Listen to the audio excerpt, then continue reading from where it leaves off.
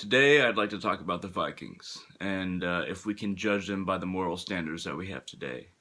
Um, the Vikings, for the several few hundred years that they uh, existed in the form that I'm talking about, um, did many things that today we would consider them monsters for. Um, just because they existed at a time where monstrosities were committed across the globe, I don't think it's safe to say that they were completely moral or that it's okay to say that they were so because they are our ancestors. I have quite a bit of Viking blood in me, and I don't think that they deserve complete abstinence from the moral code that we have today. Uh, they pillaged, they raped, they stole, they tortured people because of their religion, and were tortured because of their religion when Christianity destroyed them. But when it comes right down to it, they still did what they did. Their mythology does not necessarily support all the actions they committed. Honor does not necessarily give them leave to do whatever they want to their enemies. And they did quite a few terrible things in England and France and all over Europe. They even got as far as Asia. And we know that because there was little Buddhas found in a lot of Viking mounds once they were excavated. But there is some value in who they were, despite all the terrible things that they did. Really, they personified the ferocity of expansion and battle in ways that we could barely understand today. They needed to expand in order to survive as a people because a lot of the far north regions of Europe are not very good places where one can farm or one can herd. And they're not very good places to support growing communities because the resources are so scarce that it is required for growing communities, at least back then. Now, technology and trade and various techniques of civilization have made those areas much more able and sustainable to live in.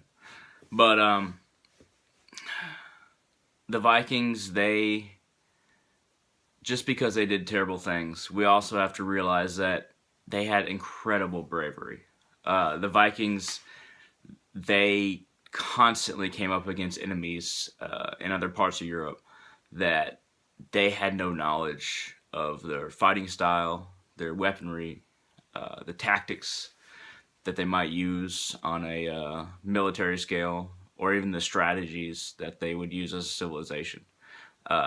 They came up against many foes that were decidedly more civilized, and they survived and conquered, which is remarkable. We still don't know who exactly came up with the Viking boat design, but it was revolutionary at the time. One could row upstream, one could travel across the oceans,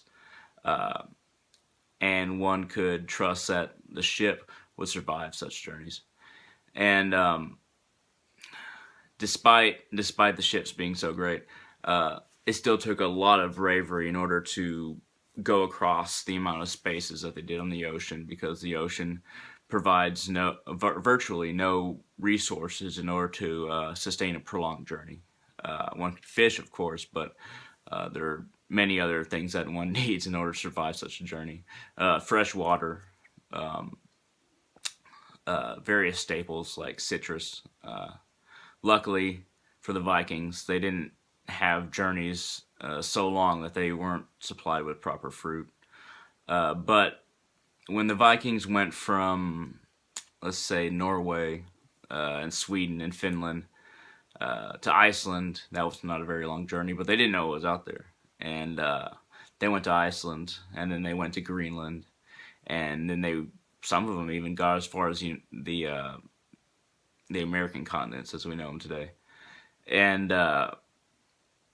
it it required a certain level of adventurousness to delve deep into what the Earth could provide.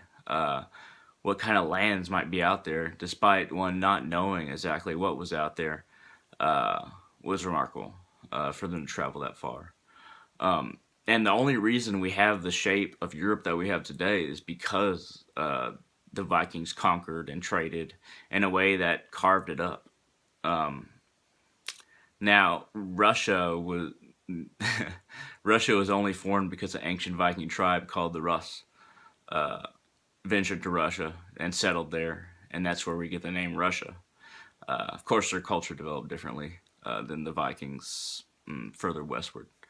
But we would not have the Western world as we know it if not for the Vikings.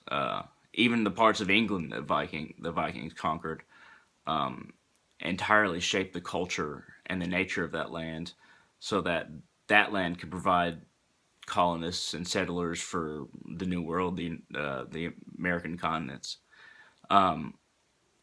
There's Viking blood in France, England, Germany, of course, all the northern European countries like Sweden, Switzerland, Finland, Norway, and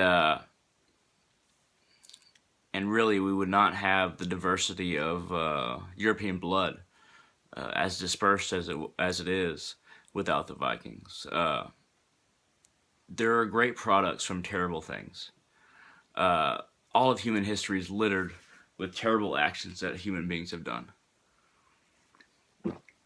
And without those actions, we wouldn't have the world that as it is today. And even our very philosophy, our very understanding of religion is shaped by what conquerors did back then, including the Vikings, of course. For instance, some say that the term in Christianity, Satan, actually came from the god Surt. In the northern tradition, the Vikings, basically god of destruction, Surt, the fire god, in whose realm exists perfect light and perfect heat, who will eventually destroy the world in a way. The forces of order and creation will fight the forces of chaos and destruction in Ragnarok and destroy each other on a certain level. I believe this applies to the whole universe, so not just Earth in general. But a lot of people also say that the character of Loki also provided inspiration for the character of Satan. And then you have, of course, the Valkyries. A lot of people say that the angels of Christianity and Islam were inspired by the Valkyries. The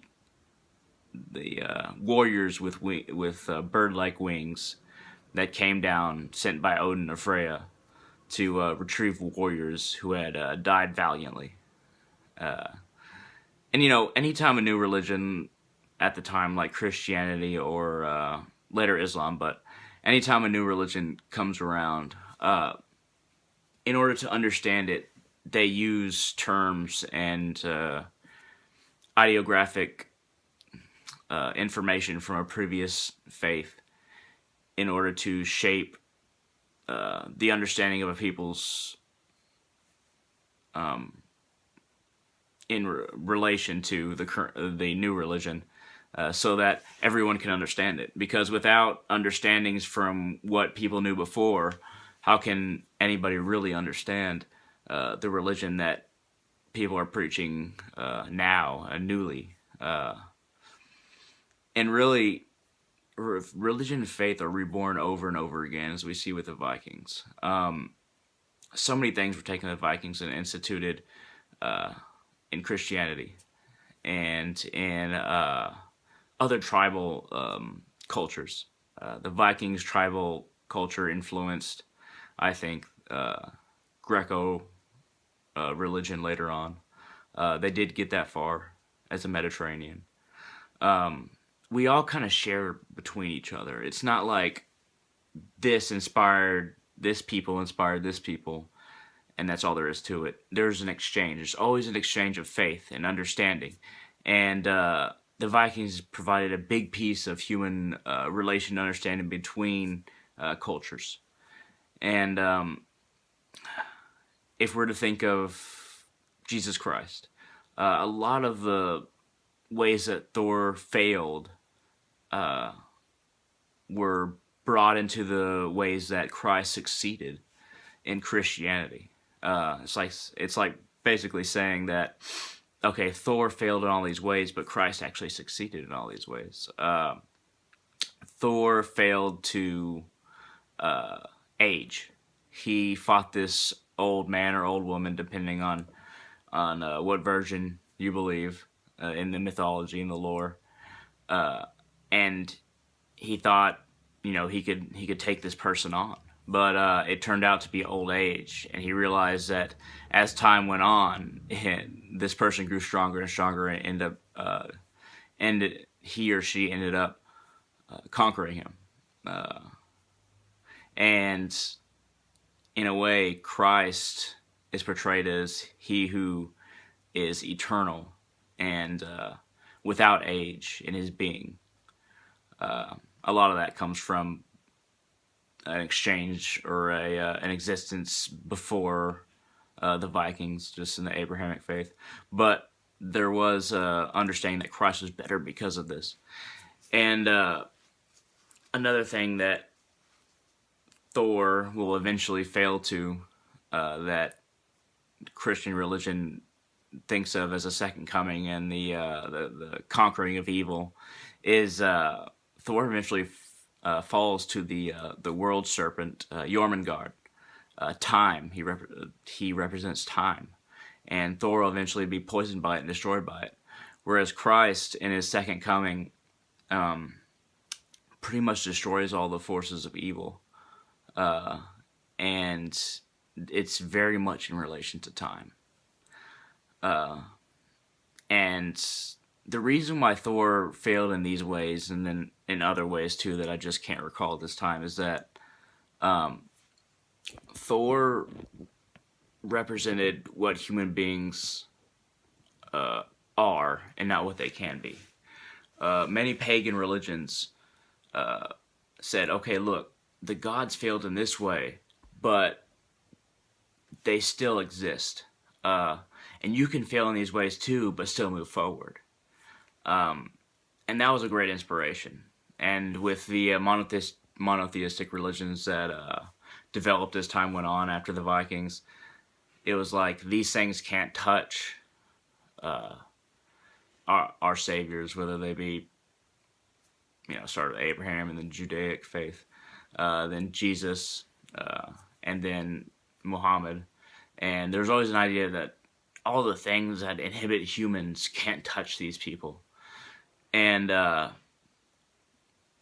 it began to distance people in a way, and it still distances them from the ones who they admire most. And that didn't exist in the pagan religions. In the pagan religions, it was like, the gods are just like us. And to appease them, to offer to them, to sacrifice to them, is to really acknowledge somebody that's like us, but still above us, but like us, to where we can relate to them, but they're gaining and we're gaining at the same time through our sacrifices. And it's a remarkable thing that we're just starting to understand again about the pagan religions nowadays. We're just starting to reconstruct all these things, and we're really starting to understand what they really meant. And it's an ongoing process. But last thing I'm going to say is, without all the conquerors and let's say expansionists throughout history, we wouldn't be who we are now. And even though they did terrible things, those terrible things carved the world out as it is now, created boundaries for good or for evil, and who knows what kind of boundaries and what kind of understandings and evolutions will happen in the future for our faiths and for our world. in future conquests. But we have to learn from the past. We can't repeat it. So we have to become better and better as people. Whatever we believe, if we don't, and even if we don't believe anything, we have to become better and better people. And I think that's what we really have to learn. And that's all I'm going to say for today. If you've watched this long, thank you, and please give a like if you like it.